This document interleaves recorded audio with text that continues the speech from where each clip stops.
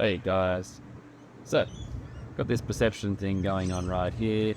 As you see on the left is the final video, on the right is the original. So big trick here is to cut something out that you stand in front of and it will make you look like a giant. And part of the gag is here in the single take is without actually doing any kind of shrinking or anything like that, is you come back and you are now a normal size. So this is a little different. I have one where I jump over a house, and that one is a little different. You just have the object that you place in front of yourself, and then you remove it once you jump. This one, you're actually going through it, so it messes the brain a little bit differently. So to start off, you're just going to open up Premiere, put your video into section where you put your videos and stuff. We're going to open up new sequence. I'm just doing a 1080 one here vertically, just because it's going to be there for YouTube Shorts, TikTok, Instagram Reels, that sort of business. Give it a name. Throw your video into the sequence. And in this case, because the video is actually shot in 4K, I want to set it to the frame size. Apparently if you scale, that actually messes with the values and things. So set to frame size is the trick there. And just open up your panels here to allow you to see the stuff better, this little screenshot there and the wavelength from the audio. So just scrub along. Just got to be able to cut off the beginning and the end. And once you find the spot here, you hit Q to delete previous parts of the video. And then on the opposite end, when you want to just trim it from the end piece, hit W and that will just cut off the end piece and remove it out of your timeline rather than just a standard cut. So we got to right click on the clip here and replace with an After Effects composition. It's going to open up a dynamic link. I just prefer do the editing in Premiere and then the special effects over in After Effects. Given we've got a bit of like rounded cutting out to do here, it's a lot more functional to do that in After Effects. Okay, so now over in After Effects, it would have prompted you to save a name and a location for that. So hopefully you're off the top of your file management. And now you just want to scrub along the clip there. And I was just taking a bit of blank slate there as I'm not in the shot for the first little piece of it. And then scrubbing through, you want to evaluate because you're not going to have this type for yourself. So this could be done in doorways, arches, between trees, anything like that. So I'm just going to, when you get close enough to the camera, your body will cover over pieces of the shot, so therefore you can have those covering you once you've cut them out. And from here, just finding another little piece where it finishes, trying to trim the fat, and see what kind of blank slates I have to play with here. So you can let your camera record before and after your main bit of shooting, and that way you have something to use to actually cover stuff up with that you're not in the shot of. That's very helpful. So take your main clip there, shift it back to the start, and that's going to be your work area for this project. Zoom in a little bit, make it a little more precise, so you're not wasting any frames there. So it is always nice to use a little bit of file management. So name your things that make sense to you along the way. So, main shot, just call it main. It's simple. So at this point, let's duplicate the shot. And then effectively we're going to scrub along and find at what points will you be overlapping the objects. So find it's like a frame before, cut it. So you can Command Shift D will duplicate and put a cut. And then or duplicate layers anyway.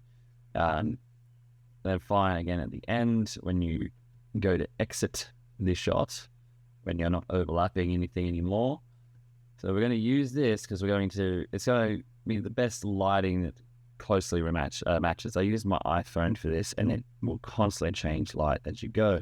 So by taking the frame that starts as you cross over, then you're going to get the right color, and there'll be less discrepancies as it goes on. And then becomes the masking process. Kept this tripod locked off on a tripod, so it's a lot more simple when working on this than a moving shot, obviously.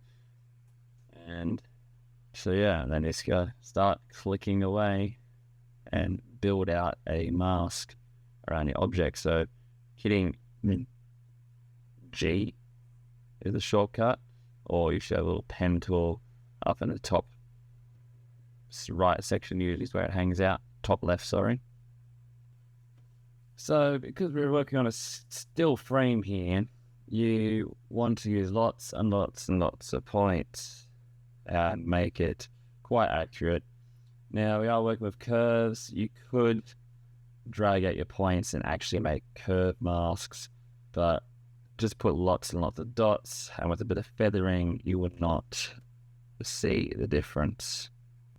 So now you've got your mask around it. You want to go to that clip, you want to hit freeze frame, so that's going to lock in the shot, and therefore you want to not be running over your footage anymore, which is very important. So that will now allow you to actually travel behind, because now you have that above. So, but we still have some little issues, like right there, my feet and fingers do pop below the mask, so that will be fixed. So readjust your points, but because of the wet ground, we want to actually make sure that we don't destroy too much of the reflections, because that actually really helps add and sell to the shot. Oh my god, more stuff going on. It looks cool. So yeah, you just want to make this mask bigger. I've deleted some of the old points to keep straight lines, because I actually wanted to use the individual feathering tool. So up on the pen tool, it's got another section where you actually have a little feather, and you can drag out your section from there. Then going into the actual F on the keyboard when you're on your layer selected, then you can bring up your feather ability and just tweak it a little bit, so it just helps to blend the edges in that little bit more. So, now that's basically it for this trick. It's not a really big one to do. So it's always important. You just want to rewatch your shot, make sure you've actually got things. So I had to do a little bit more cleaning up on the mask. So my toes were poking through at one point. And I attempted to do this piece of a plane flying in the background that I had. It's a bit small and doesn't stand out on the tiny little screen. But I gave it a go. So all in all, though, that's basically, you get your cutout, do a bit of feathering, and that's, for the majority, that's the effect. All right, so to take this a little bit further, given we have access to the Adobe Suite, we can play some more things. So you can add another piece and with an adjustment layer, throw that into your timeline, stretch out to the size you need so that it across the whole clip. And I have a plugin here, Film Convert Nitrate, and so that's a pretty cool one. Not overly expensive. You get a lifetime license for $150 or so, I believe, maybe less. But it does a few cool things. So it's got a cool little film conversion. So as you see here, pick your camera. So it's just an iPhone, and that will help to set the footage. So it helps to equalize everything. So if you've got a few different cameras on there, then go through, pick the film style that appeals to you the most. And so there's a bit of color correction. So, that gives you a little artistic flair if you're choosing. But the real magic in using this is the actual film grain that you can actually add, and even some of the halation, which is an extra purchase yet again. And you can do probably do all these tricks actually in After Effects and Premiere without any plugins, but these just do it really nice and simply. Has very much felt like it's worth money to me. So when you add grain into your shot, I like to go with the Super 16. I find it's got a nice little bulky grain to it. But when you do that, when you're using special effects shots, it actually helps to blend it all in.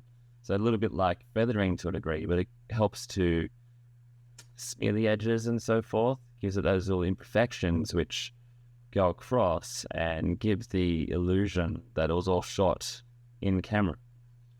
And so that really helps to sell the shot a whole lot more. So yeah, and I like to bump up the grain a little bit more, make it nice and bulky. I watched all the Walking Dead, they got huge grain going on in that. And go hulating for the halation. Halation is a sensor issue that was happening, and you have these 3 different channels of color: red, green, and blue. And the red